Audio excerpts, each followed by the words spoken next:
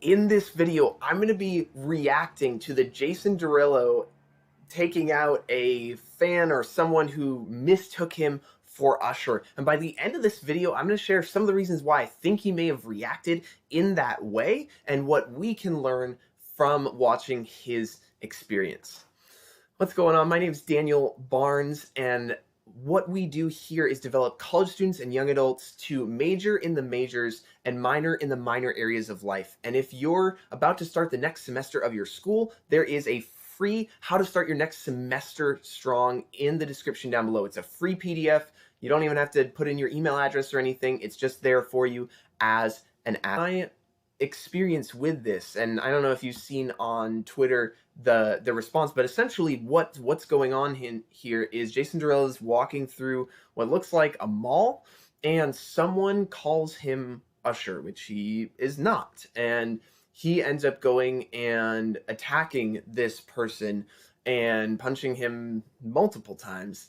And what initially triggered was why would he choose to do that? And I realized I have a friend of mine, and whenever he goes places, people pretty consistently call him either Usher or The Weeknd, and it made me realize that it's probably not just this one experience that's causing him to be upset or frustrated in this. It's probably a consistent, like, weighing down or being beaten and over and over and over and over and over again, because at least that's been my experience with some of my friends, that tends to happen over and over and over again. And I imagine that most of the time he handles this really well, and most of the time he has a really good response. And it makes me think how, like, this is trending on Twitter. It's number 5 right now, and how we have chosen to highlight this one bad moment. And it's not to take away the personal responsibility. I'll get to that in a moment too. And at the same time, it does seem like as a culture, we love to focus on the times when we do stuff wrong, when stuff doesn't work. That's when stuff goes viral or it blows up. And I would be curious, and I haven't done this yet, but I wonder how many things he's done really well, or ways that he's been kind, or ways that he's given back to his fans or to people that have supported him in his life or his family. And yet all those things, so often, those don't go viral. Those don't become trending. And it's so important, in my perspective, to value the good that we have done equally, and even if it doesn't go viral like this does. And on the other hand, I also would say that this is not the way to respond to this. And I think even he would probably agree in retrospect that choosing to attack someone is probably not the best move. And with how kind of crazy it's gone so far because of TMZ choosing to promote it, that it's really just not the best thing overall. And with that in mind, it makes me think of kind of what are the implications for you and for and what can we learn from this. Number one, it's also to make sure that we are developing self-control and personal awareness of what's going on inside of us. Because I don't know this for sure, but my guess is it was probably not, like I said earlier, one thing that triggered the explosion or the attacking, but it was probably a multitude of things. And he might have just been having a terrible day. Like, that's also a real thing. And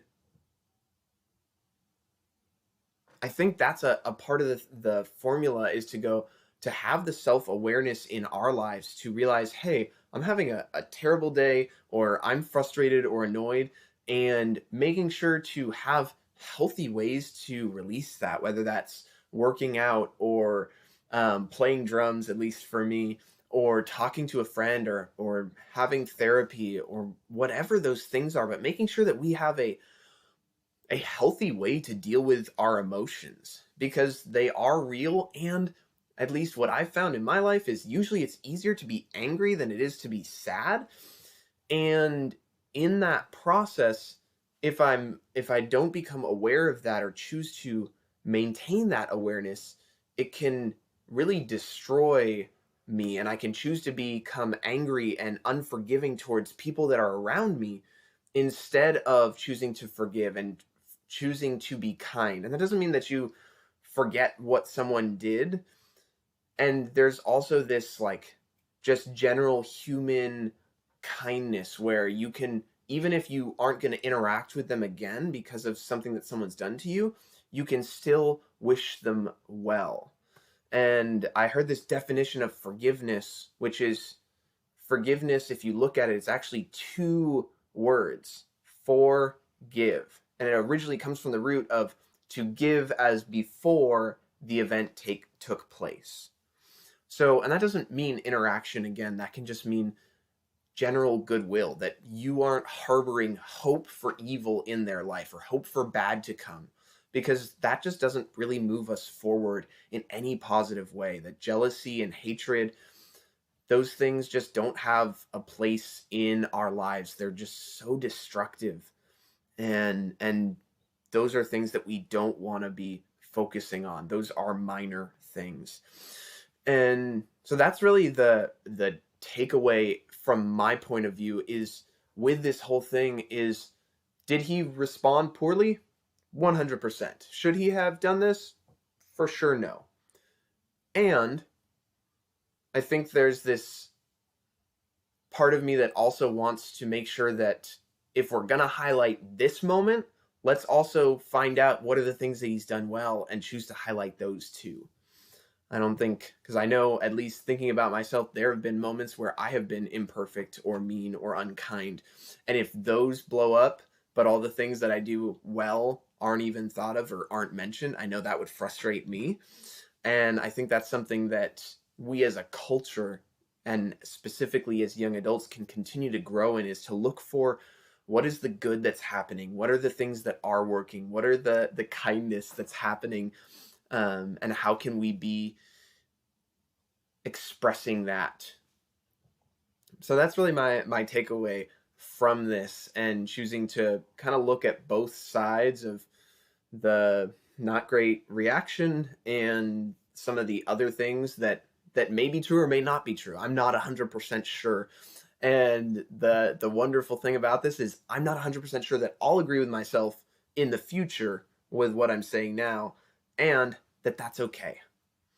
So thank you so much for watching this video. If you found this reaction interesting, please go ahead and give this a like. I really appreciate that. And then please go ahead and subscribe to this channel so that way you are here for all the new content that I'm bringing to you for young adults and college students. Thank you.